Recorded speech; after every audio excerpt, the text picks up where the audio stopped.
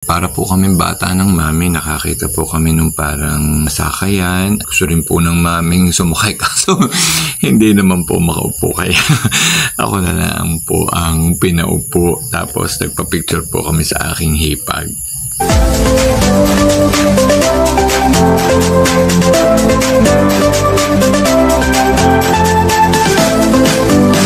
Ay na, uuwi pa kayo.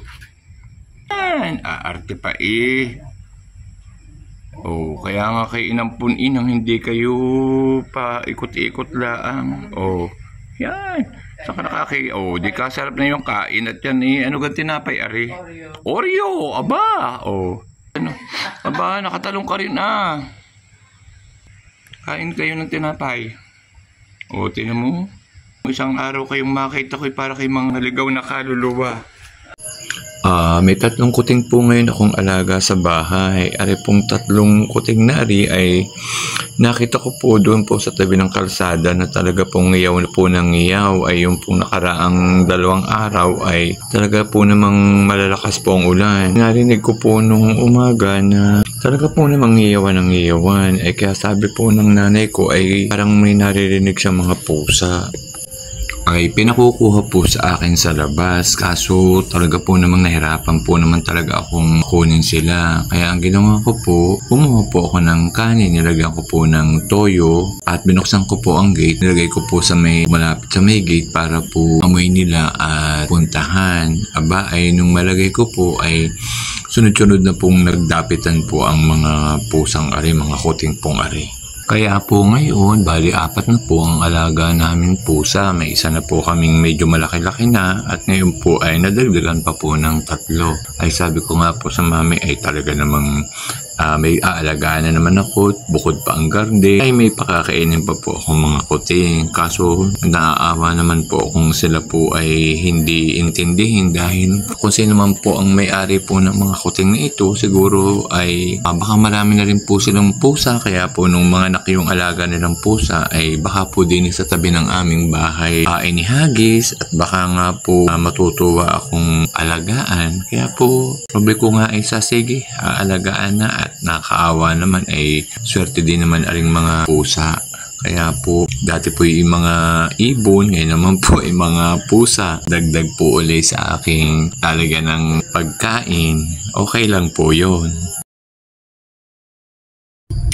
Hello guys, hello po. Ngayon pong magang ito ay katatapos ko lang pong walis po ng garden. Napansin po nyo sa first part po ng ating video ay papakain po ako ng pusa bago pong dating din sa bahay.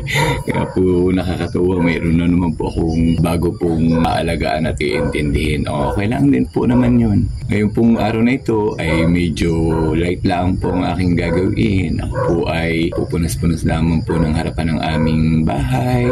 Ang loob naman po ay kahapon po ay namap ko na ang sahig, nalinis ko na. Unti-unti ko po ang paglalinis sa loob ng bahay. Pagkakatapos po, pagpulay po ang aking trabaho din sa labas at maayos na po ang garden. Loob naman po ng bahay ang unti-unti ko pong nililinis. Today po ay Saturday. Alam naman po natin na pag Saturday po, nadating po yung aking kapatid na galing Maynila. Kaya light lang po ang ginagawa kong trabaho at baka po kami may mga ganap ngayong araw na ito. At tama po ang aking hula. Kaya po sisimplihan ko lang po ang aking gagawing trabaho ngayon sa bahay, dito po sa bahay. Dahil yung isa ko pong kapatid ay may anak pong kukumpilan. Kami po ay naimbitahan din na pumunta. Hindi na po siya sa bahay nila naghanda para pong nagpa-reserve na po sa isa pong restaurant dito din po sa amin sa Ibahan. At doon po kami kakain. So tama-tama naman po after po doon ay ang sunod naman po namin ay mag-grocery man po kami ng konti lang po. Kasi po medyo nagtagal po ang aming pag-grocery. Siguro umabot na po kami ng 4 Saturdays po. At ngayon po ay 5 Sabado po.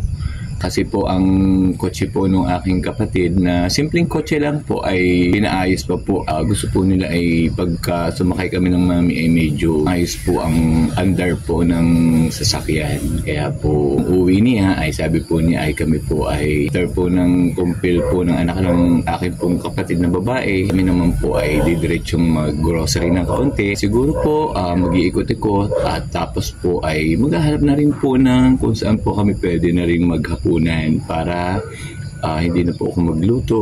Medyo makarelax din daw po kami ng mami at ako naman po ay makalabas-labas kasi limang Saturday na po kaming din nilang sa bahay. Umpisahan ko na po ang paglilinis at nang ako po ay excited na po uling makaalis kasi po ang dami pong mga kaibigan ko, mga kasamahan sa trabaho, mga kung ano-ano pong mga events o kasayahan din sa amin na talagang hindi ko po kayang mapupuntahan dahil ang pinakaalis ko lang po talaga ay pag po nadating po yung kapatid kong galing work from Manila. Yung iba naman ko pong kapatid ay may kanya-kanyang bahay, busy rin po sa trabaho. So, naghihintay na lang po ako ng tamang araw, tuwing nga pong Saturday para po kami makalabas. At ako naman po ay hindi mainiping tao. Okay na po sa akin na paikot-ikot din sa bahay, linis ng garden, kung ano-ano pong mga dapat kong gawin. Inaabot na po ako ng maghapon ay okay lang po sa akin yun. Mamaya na po ulit ha, linis lang po ako ng kaunti.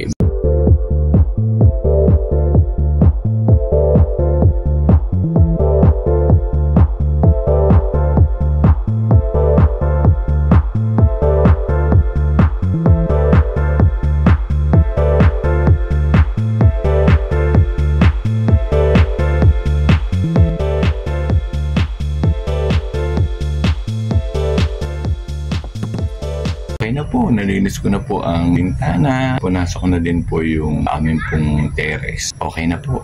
Pakita ko po ng kaunti ang aking pong winalis po sa garden. Basa po ang lupa, nag-uulan po. Ito po yung konting sili po sa aking pong winalis po sa garden. Nauna ko po itong walisan bago po ako nagpunas-punas po ng bintana. Ari po ang aking pong ginamit sa pagwawalis. Nilinis ko po at dahil ang lupa po kasi ay medyo putik-putik ay kumapit po kaya nilinis ko po muna. Ngayon lang ulit tayo lalayas, Utoy. Excited at ngayon uli aalis palimang Sabado na. Palimang Sabado ka? Mabilis din. Palimang Sabado hindi nakakalay sa lungga. Ayan, narito na tayo maling. Hindi naman ay kumpilan. Sa kumpilan naman tayo. Ay Diyos ko, kaya ako nakasando pa naman ako. Yain na. Nahalagay kakain. Pero ka nakatsinelas. Yan. Ang mami. Kakain na naman. Kapatid ko po ay anak ko kumpilan. Ay kumpilan nga pala ngayong araw na ito. Yan. Bago po uli kami mag-grocery. Excited na po kaming kumain ng mami at ng masarap-sarap po uli. At kami po ay nakalabas uli. Yan. Kasama po namin uli ang aking hipag at ang kanya pong asawa na aking pong bunsong kapatid. Niloloko ko po ang mami. Sabi ko, bilis ang lakad at ako'y gutom na. Isura po yan. At dahil hindi nga po makalakad ay pinabibilis ko. Kaya po tawan-tawa po talaga ako.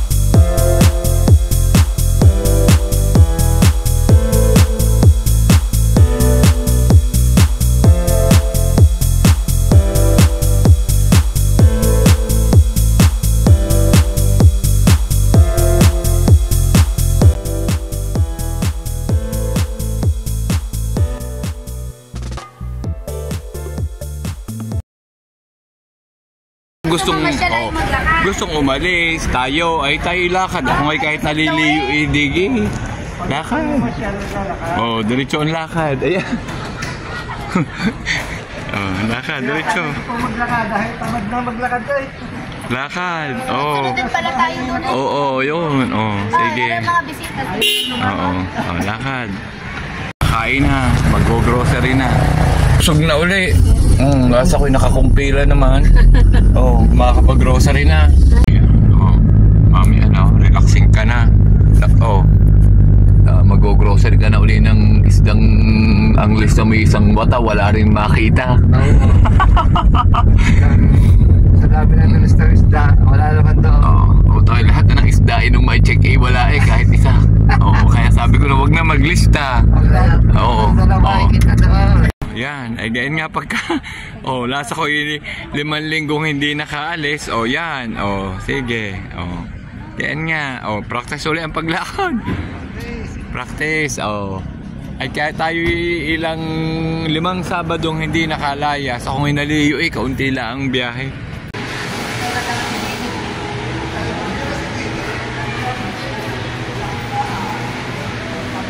Ayan, practice ulit ng paglakad. Yeah.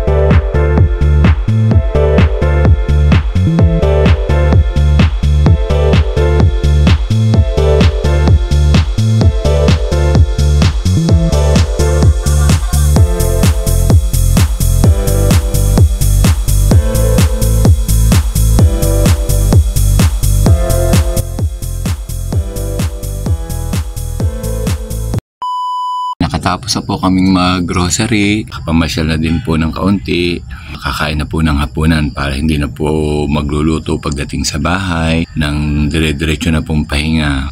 Restaurant po na nakainan na namin dati ng mami, pero paborito po ito dito po ng mami dahil mahilig po kasi siya dyan sa mga lechong kawali, bulalo, konting lomi. Yan. Ang mami po ay kahit papaano po ay maagana pa rin pong kumain, kaya nakakatuwa po.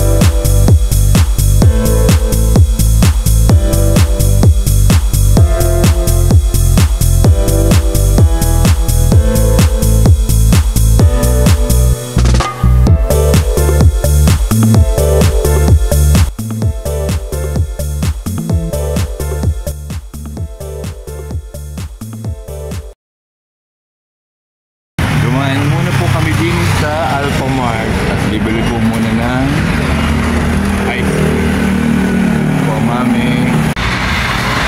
Mahilig sa laya sa hotel, hindi makakiyat. Inakon tayo. Hello, welcome. Welcome. Welcome to Alphamart. Okay, thank you.